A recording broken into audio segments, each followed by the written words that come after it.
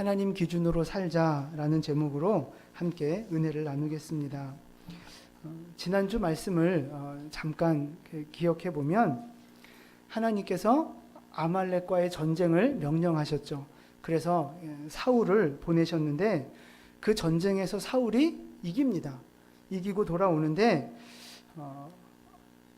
이겼으니까 이제 왕을 생포해가지고 돌아오고 또 많은 그 포획물들 이제 양이나 소나 낙타나 이제 이런 것들을 이제 제물로 드리려고 끌고 왔어요.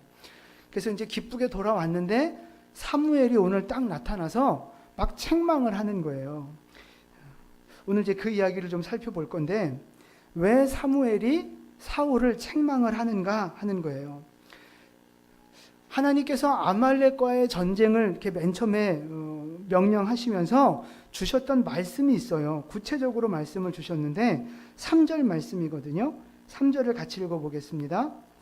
지금 가서 아말렉을 쳐서 그들의 모든 소유를 남기지 말고 진멸하되 남녀와 소아와 젖 먹는 아이와 우양과 낙타와 나귀를 죽이라 하셨나이다 하니. 아멘. 모든 소유를 남기지 말고 진멸하라 그러셨어요. 그러니까 남녀노소 가릴 것 없이 심지어 누구까지 죽여요? 젖 먹는 아이까지. 좀 너무 심하지 않은가 싶은 마음이 드는데 젖 먹는 아이까지 죽이라는 거예요. 그리고 뭐 양, 낙타, 소 이런 거 다 죽이라는 거예요. 살아있는 건 전부 다 죽이라는 거예요. 그게 진멸하다의 의미예요. 진멸한다는 것이 두 가지 의미가 있는데 철저하게 부순다는 의미와 바친다는 의미가 있어요. 그래서 진멸하라 그러면 철저하게 부술 건 부수고 태울 건 태워서 그거를 하나님께 바쳐드리는 거, 그게 바로 진멸의 의미입니다. 그러니까 하나님은 아주 이 아말렉을 완전히 그냥 씨를 말리기를 원하셨던 거예요. 그래서 하나님 앞에 그렇게 바치기를 원하셨는데 사울이 어떻게 했느냐 하는 거죠. 8절과 9절 말씀으로 가볼까요? 8절 9절 같이 읽습니다. 아말렉 사람의 왕 아각을 사로잡고 칼날로 그의 모든 백성을 진멸하였으되 사울과 백성이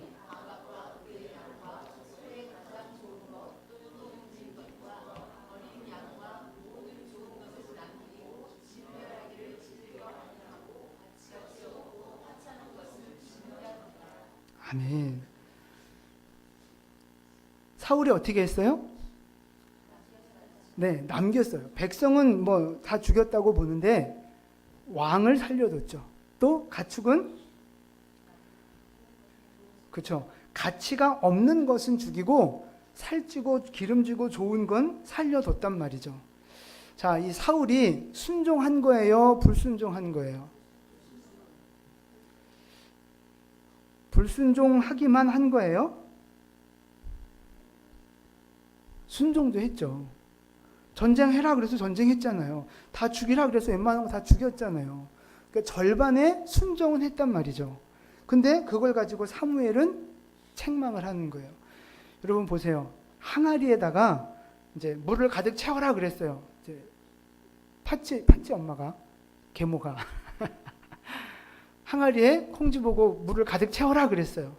근데 콩쥐가 너무 힘들어서 반만 채웠어요. 그러면 그게 엄마 말 들은 거예요? 안 들은 거예요? 또 치킨입니까? 반반이게? 순종반 불순종반 그런 거예요? 절반의 순종은 불순종입니다. 절반의 순종은 90%를 채웠어도 가득 채우라 하신 말씀에 미치지 못했기 때문에 그거는 불순종으로 보는 거예요. 근데 우리 마음은 어때요? 우리 신앙은 약간 좀 뻥튀기 신앙이 있어요. 뻥튀기.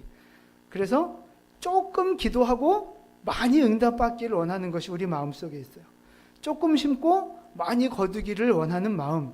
그게 무슨 심보라 그래요? 도둑놈 심보가 우리 안에 사실은 조금 있어요. 근데 순종도 그래요.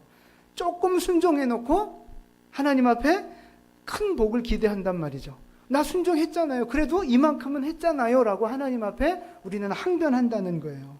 근데 사실 조금의 순종은 불순종이라는 거예요. 왜냐하면 그 기준이 내가 아니라 하나님이 되어야 하기 때문에 그래요. 명령을 주신 하나님 말씀에 합해져야 그게 순종이지 내 기준을 가지고 할 만큼 했어요. 이거는 아니라는 거죠. 그러니까 사울이 오늘 그랬던 거예요. 하나님의 명령이 분명히 여기까지 있었는데 중간에 순종을 하는 것 같았는데 결국 자기 생각, 자기 기준을 가지고 이거를 틀어버린 거죠. 그러니까 그게 하나님 앞에 죄가 됐다 하는 거예요. 근데 사울이 왜 이런 그 불순종의 죄를 범할 수밖에 없었는가? 사울의 마음속에 여러 가지가 있었는데 오늘 좀 그걸 살펴보려고 그래요. 첫 번째는 사울의 마음속에 교만이 있었기 때문에 불순종했다는 거예요. 오늘 12절 말씀을 볼까요? 12절을 같이 읽습니다. 사무엘이 사울을 만나려고 아침에 일찍이 일어났더니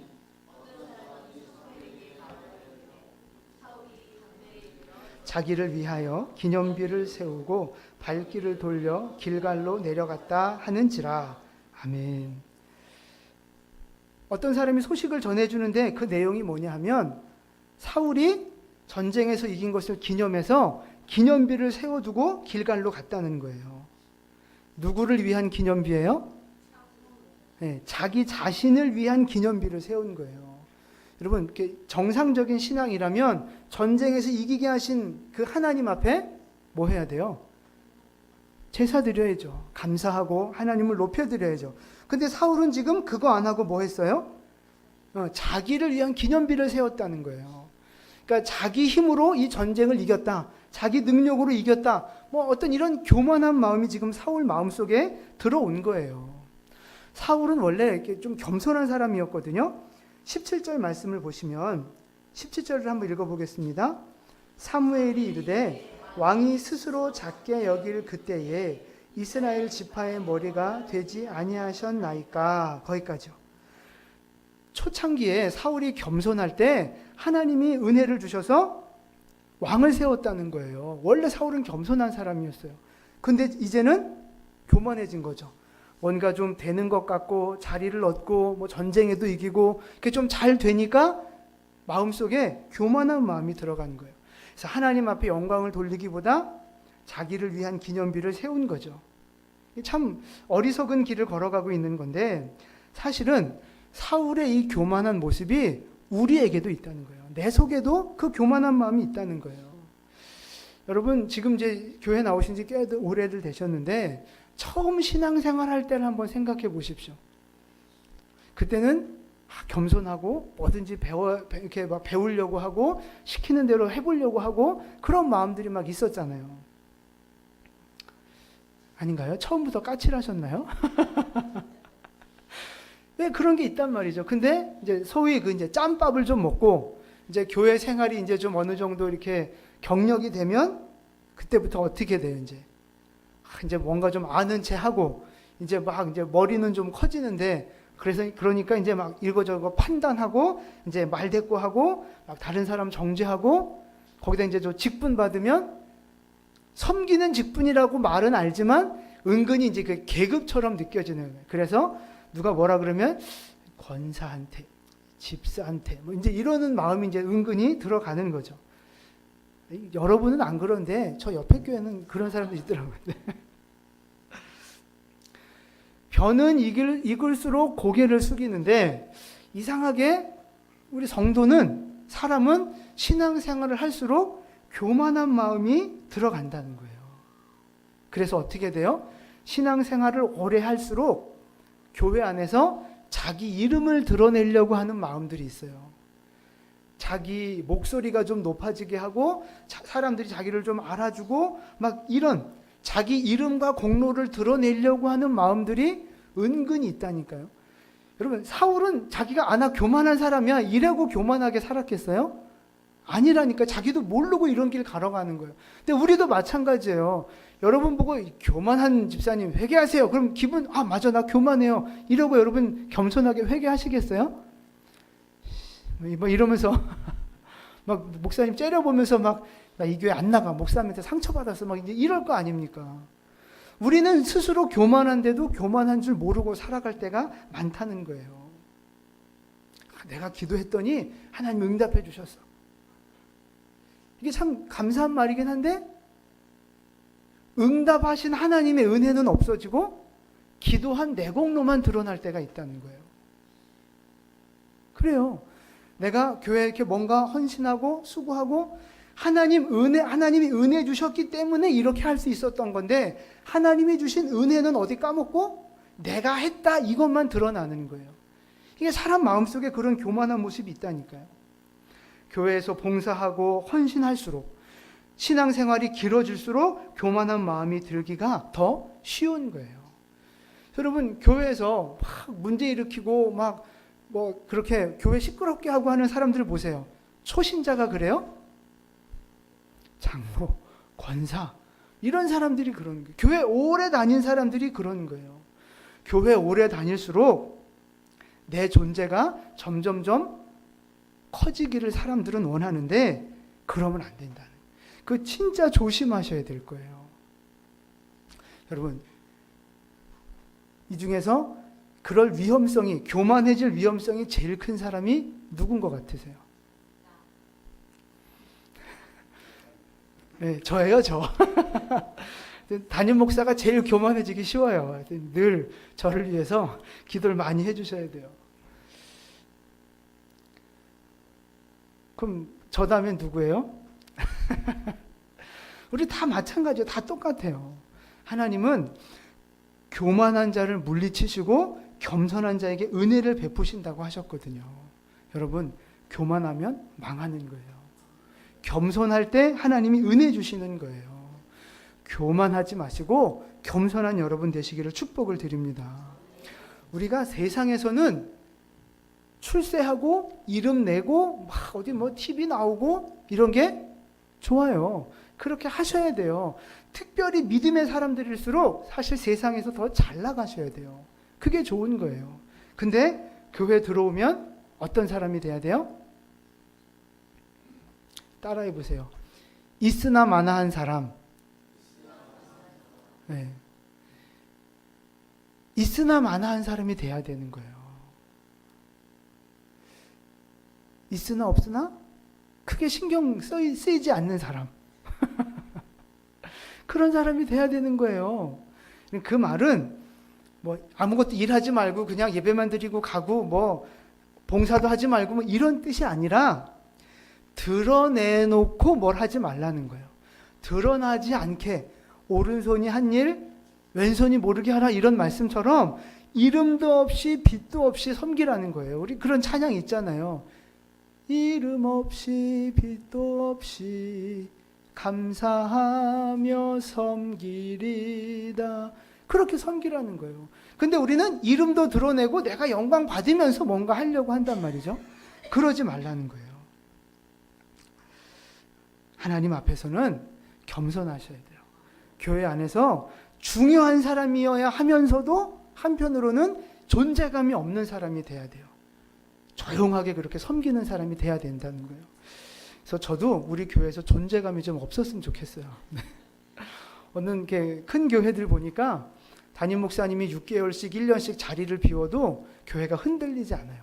오히려 더 없는 기간에 더 성장하고 막 그런 교회들이 있더라고요. 저는 우리 교회가 그런 교회가 됐으면 좋겠어요. 제가 없어도 교회가 이게 더 잘 되고 막 그랬으면 좋겠어요. 그거 되게 좋은 교회예요, 그거. 목사가 너무 이렇게 막 영향력을 미치고 막 그러면 좋은 면도 있지만 안 좋은 면도 있거든요. 여러분도 마찬가지. 여러분 한 분 한 분이 집사로, 권사로, 어떤 그 부서의 어떤 부장으로, 뭐 이렇게 구역장으로 분명히 이렇게 영향력은 있지만 그 사람이 없어도 그것이 굴러져 가는 그 공동체가 사실은 건강한 공동체예요. 하여튼 중요한 건 교만하면 망한다는 거예요. 그래서 세상에서는 하나님의 은혜로 말미암아 높아져야 하지만 교회 안에서는 있으나 마나한 사람이 되시기를 축복합니다. 이름 없이 빛도 없이 그렇게 섬기는 여러분 되시기를 예수님의 이름으로 축원을 드립니다. 아멘. 사울의 두 번째 잘못은 뭐냐 하면 그 마음속에 욕심이 있었다는 거예요. 욕심이. 오늘 19절 말씀을 볼까요? 19절 같이 읽습니다. 어찌하여 왕이 여호와의 목소리를 청종하지 아니하고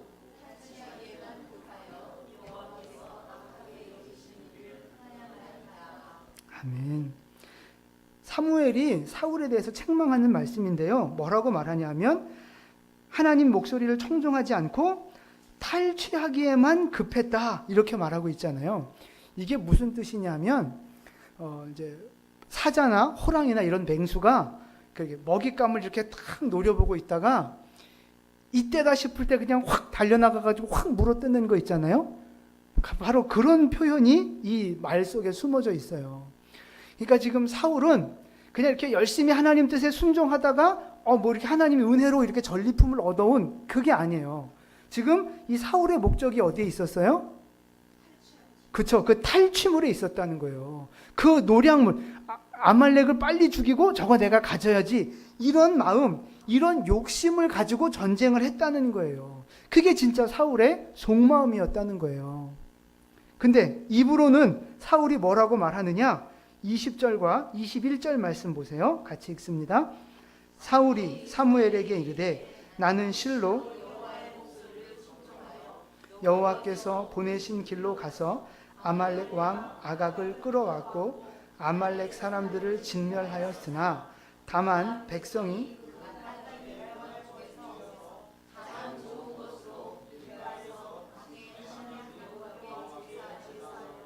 양과 소를 끌어왔나이다 하는지라. 아멘. 20절 말씀 보세요. 뭐라고 말해요? 나는 여호와의 목소리를 청종했다. 난 하나님 말씀에 순종했습니다. 말하고 있는 거예요. 입으로는 난 잘하고 있습니다. 라고 고백하고 있는 거죠. 근데 가축을 살려둔 이유는 뭐라 그래요? 그 전에 21절 보니까 백성이 마땅히 멸할 것 중에서 살려뒀다는 거예요. 그러니까 동물들을 살려둔 책임을 백성에게 지금 이렇게 슬쩍 떠넘겨버리는 거예요. 야, 인간이 좀 치사하지 않습니까? 사울이? 인간이 이렇게 변했어요. 참 치사한 인간이 됐어요. 그리고 나서 잘못은 백성들에게 돌리고 목적은 뭐예요? 예, 제사하려고. 하나님 앞에 제사하려고 끌어왔다는 거예요. 근데 19절에서 사울의 원래 본 모습이 드러났잖아요. 욕심 때문에 그런 거거든요. 탈취물에 욕심이 있었어요. 근데 오늘 말은 뭐라고 해요? 하나님 앞에 제사하려고 갖고 왔습니다. 자기의 욕심을 신앙으로 포장한 거예요. 마음속에는 욕심이 있었지만 그걸 거룩한 모습으로 아름답게 포장해버린 거예요. 근데 우리도 그럴 때가 있어요. 우리도. 내가 말로는 하나님을 위한다고 하지만 실제는 내 욕심을 채우기 위해서 그럴 때가 있다는 거예요. 여러분 열심히 봉사하시고 섬기시고 막 그러는데 그 마음 뒤에 어떤 욕심이 있습니까? 사람들이 알아줬으면 하는 욕심이 있어요. 목사님이 알아줬으면, 사람들이 나를 좀 알아줬으면 하는 그런 마음이 있어요. 그게 욕심이거든요. 그 마음이, 근데 사람들이 몰라주면 어떤 마음이 들어요? 섭섭한 마음이 드는 거예요. 섭섭한 마음이. 하나님께도 마찬가지예요. 열심히 신앙생활 하는데, 열심히 기도하는데 하나님이 복을 안 주셔요. 내가 복을 못 받았다고 생각해요. 그러면 어떤 마음이 들어요? 하나님 앞에도 섭섭한 마음이 드는 거예요. 그래서 막 원망하고 불평하고 그런 거죠. 이 섭섭한 마음의 뿌리가 뭐냐 하면 욕심이에요. 욕심. 인정받고 싶고 칭찬받고 싶고 축복받고 싶고 그 욕심에서 나오는 거예요. 근데 그 욕심이 안 채워지니까 원망하고 불평하고 막 그렇게 되는 거거든요. 겉으로 볼 때는 말하는 건 보면 하나님을 위하는 것 같아요. 겸손한 것 같아요. 근데 마음속에는 아무도 모르는 교만이 있고 욕심이 자리 잡고 있다는 거예요. 그러니까 내 마음속에 누가 살고 있어요? 사울이 살고 있는 거예요. 욕심쟁이 사울이 내 마음속에 살고 있는 거예요. 여러분, 사울의 별명이 뭔지 아십니까? 섭섭이에요. 섭섭이. 사섭섭. 이게 사울의 별명. 섭섭한 마음이 우리 마음속에 있다는 거예요. 근데 여러분 생각해 보십시오. 여러분은 지금 누구를 위해서 신앙생활하고 계십니까? 누구를 위해서 지금 봉사하고 계십니까? 누구를 위해서 헌금하고 헌신하고 계신가 하는 거예요. 혹시 내 마음속에 사울과 같은 욕심은 없는지, 내가 겉으로는 하나님을 위한다고, 내가 겉으로는 교회를 위한다고 하지만 속으로는 내 욕심을 채우려고 하는 마음은 없는지 점검해 보실 필요가 있다는 것입니다. 내 욕심을 이렇게 거룩하게 포장하는 사울처럼 그렇게 우리의 인생을 그렇게 그냥 내버려 두면 잘못된 길로 가기 쉽다는 거예요. 바라기는 하나님 앞에서 여러분의 욕심을 다 내버릴 수 있기를 축복을 드립니다. 인정받고 싶은 욕심, 그거 어떻게 버려야 돼요? 사람이 몰라준다 그래도 하나님이 알아주시잖아요. 하나님이. 은밀한 중에 보시는 하나님이 다 보시고 갚아주신다고 약속하셨잖아요. 그런 찬양 있잖아요. 주님이 기억하시면 족하리, 예수님 사랑으로 가득한 모습, 이런 찬양 있잖아요. 주님이 알아주시면 되는 거 아닙니까? 사람이 몰라줘도, 목사님이 몰라줘도 하나님이 알아주시면, 인정해 주시면 되는 거죠. 여러분, 그게 우리 인생 목표가 돼야지 사람 앞에 인정받고 사람이 알아주길 바라고 그렇게 살면 사울처럼 잘못될 수 있어요. 어떤 인생의 축복도 마찬가지예요. 하나님이 축복을 주시면 받아 누리는 거고, 그렇지 않으면 그냥 있는 곳에 감사하는 거죠. 우리 물질은 어디에 쌓아야 돼요?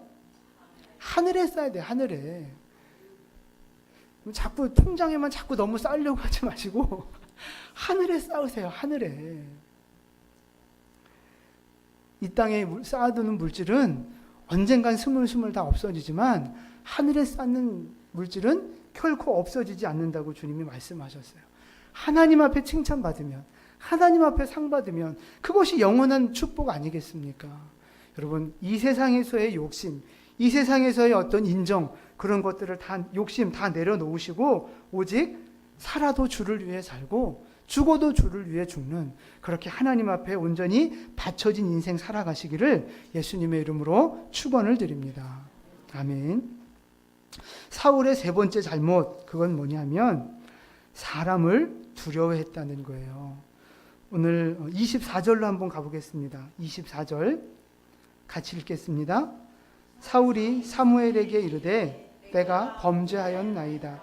내가 여호와의 명령과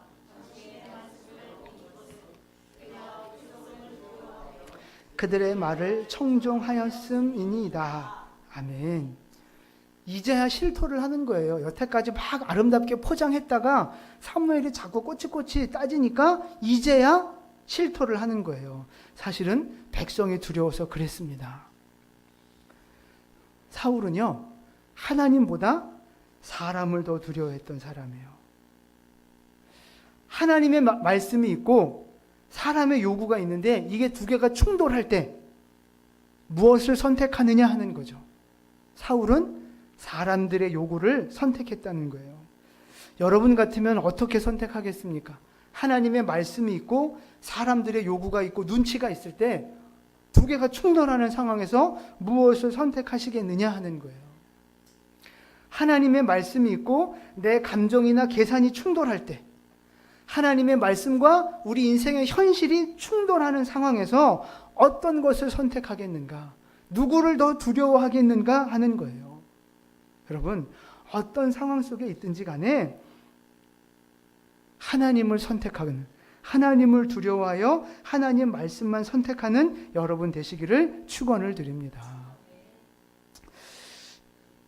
이제 사울의 이 이야기를 들은, 내가 사실은 이랬습니다라는 말을 듣고 사무엘이 속상하기도 하고 화가 나서 이제 왕의 나라는 끝났습니다, 이제 이 하나님의 말씀을 전하죠. 근데 사울이 충격적인 이야기를 하는데 그게 이제 30절 말씀이에요. 30절 말씀으로 한번 가보겠습니다. 사울이 이르되 내가 범죄하였을지라도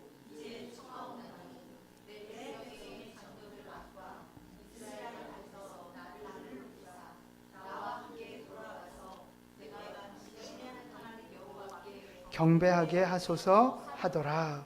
아멘. 지금 왕의 나라 끝났습니다라는 어떤 사형 선고를 받은 거잖아요. 죄가 확 드러났잖아요. 그러면 어떻게 해야 돼요? 회개해야죠. 하나님 앞에 다시 돌이켜야죠. 긍휼을 구해야죠. 근데 지금 사울은 뭐라 그래요?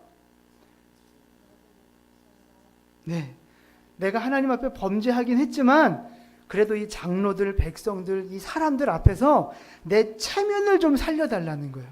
나를 좀 높여달라는 거예요. 하나님 앞에 받은 사람이 사람들 앞에서는 높임을 받고 싶은 그런 어리석은 마음이 지금 있다는 거예요. 뭐가 더 중요한 거예요? 뭐가 더? 누가 더 두려운 거예요? 사울은 지금 그거를 망각하고 있는 거예요. 어떻게 이렇게 어리석을 수 있을까? 근데 사람을 두려워하는 사람은 누구나 이렇게 될 수 있다는 거예요. 사람을 두려워하는 사람은 누구나 이렇게 살아갈 수 있어요. 보세요. 사울이 왜 사람들을 두려워했을까요? 사울의 왕의 자리가 백성들에게서 나왔다고 생각하는 거예요. 그래서 내가 백성들 말 안 들으면 내 왕의 자리가 위태하다, 잃어버린다, 이런 생각이 있으니까 백성들을 더 두려워하는 거죠. 근데 여러분, 이런 사울의 두려움이 우리에게도 있어요. 잘 생각해 보세요. 하나님 말씀대로 순종하면 내가 사람들한테 욕먹을까 두려운 마음 있단 말이죠. 하나님 말씀대로 순종하면 내가 손해볼 것 같고 물질을 잃어버릴 것 같고 세상에서 내가 쌓아왔던 것을 잃어버릴 것 같은 두려움이 있어요. 아주 쉬운 예로 직장 생활 하시는 분들 그러잖아요. 직장 생활하면서 믿는 사람이 술 안 마실 수 있어요, 없어요? 없다 그러잖아요. 술 안 마시고 어떻게 그 바이어들 만나서 계약이 되겠냐는 거예요. 룸에 한번 가가지고 이렇게 탁 이제 아시잖아요? 잘 모르시나요? 네. 소그룹으로 이렇게 모여서. 네. 저는 몰라요. 그냥 들었어요. 네, 이렇게 노란불, 빨간불 켜져 있는데 이렇게 들어가서. 그런데 가서 주거니 받거니 해야 계약이 된다는 거예요. 그런데 2차, 3차 가야만 직장 상사들한테 찍히지 않고 직장 생활 편하게 할 수 있다는 거예요. 맞아요? 틀려요? 맞죠? 왜 여러분 아닌 척해요? 안 가봤을지라도 인생을 그렇게 살아가고 있잖아요, 우리가. 그렇단 말이에요. 근데 그거는 사람을 두려워하는 사람의 입장에서 보면 100% 맞는 말이에요. 그러나 하나님을 두려워하는 입장에서 보면 그거는 틀린 말이에요. 왜? 내 직장이 그 사장 손에 달려 있습니까? 이 계약권이 사람 손에, 그 바이어 손에 달려 있습니까? 술 한 잔에 이 계약이 달려 있느냐 이 말이에요. 사람 보기엔 그렇지만 하나님 보시기에는 절대 그렇지 않다는 거예요. 전쟁의 여호와께 속해 있듯이 우리의 인생과 모든 것이 하나님 손에 속해 있는 것을 믿으시기를 바랍니다. 그 믿음이 있다면 당당하게 거절할 수 있고 다른 방법으로 풀어갈 수 있는 거죠. 하나님이 그 길을 열어주시는 거예요. 하나님을 두려워하면 그런 길이 생기는 거예요. 하나님이 더 큰, 여러분, 그 직장을 주시고 그 환경을 주시고 그렇게 만들어 나를 그 자리에 세워주신 분이 하나님이잖아요. 그 사장이 나를 비록 고용했다 할지라도 나를 고용하게 하신 건 하나님이란 말이에요. 우리 인생의 진로도 마찬가지예요. 대학을 가고 직장에 취직을 하고 우리 인생을 살아가는 거 다 마찬가지예요. 그게 다 하나님 손에 있는 거지 사람이 어떻게 할 수 있는 게 아니라는 거예요. 겉으로 보기에는 사람이 어떻게 하는 것 같지만 그 위에 하나님이 다스리고 계신 것을 믿으시기를 바랍니다. 상사도 두려워해야 되고 뭐 이렇게 예절을 갖추고 잘 해야 되죠, 사람들에게. 그러나 진짜 우리가 두려워해야 할 대상은 하나님인 줄 믿으시기를 바랍니다. 내가 진짜 두려워하고 내가 진짜 의지하고 내가 진짜 순종해야 될 분은 하나님이라는 거예요. 하나님. 네, 여러분, 세상을 살아가면서 누구를 더 두려워하며 살아가느냐 하는 거예요. 하나님이 더 두려우십니까? 세상이 더 두려우십니까? 하나님이 더 두려우십니까? 학점이나 남편이나 다른 직장 상사가 더 두려우십니까? 우리는 날마다 사실은 그 선택 속에서 살아가야 한다는 거예요. 예수님께서 제자들에게 이렇게 말씀하셨어요. 누가복음 12장 4절과 5절 말씀인데요. 앞에 보시고 우리 같이 읽겠습니다. 내가 내 친구 너희에게 말하노니 몸을 죽이고 그 후에는 능히 더 못하는 자들을 두려워하지 말라. 마땅히 두려워할 자를 내가 너희에게 보이리니 곧 죽인 후에 또한 지옥에 던져넣는 두려워하라. 내가 참으로 너희에게 이르노니 그를 두려워하라. 아멘. 사람을 너무 두려워하지 말라는 거예요. 사람이 기껏 우리한테 해봤자 뭐해요? 죽이기밖에 더 하겠느냐 하는 거죠. 근데 사실 그 죽이는 것도 하나님 손안에 달려 있는 거거든요. 우리 군인 아저씨도 와 있지만 고참 무섭죠. 고참 무서워요. 근데 때리기밖에 더 하겠어요? 고참이? 안 그래요? 때리기밖에 더 하겠어요?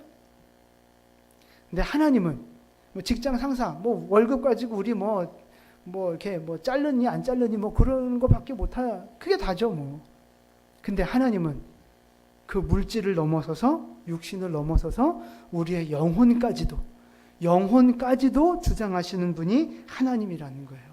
그 하나님을 두려워해야 된다는.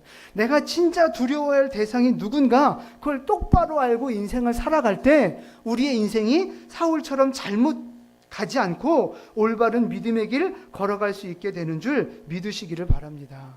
우리는 두려워하는 대상에게 끌려가게 돼 있어요.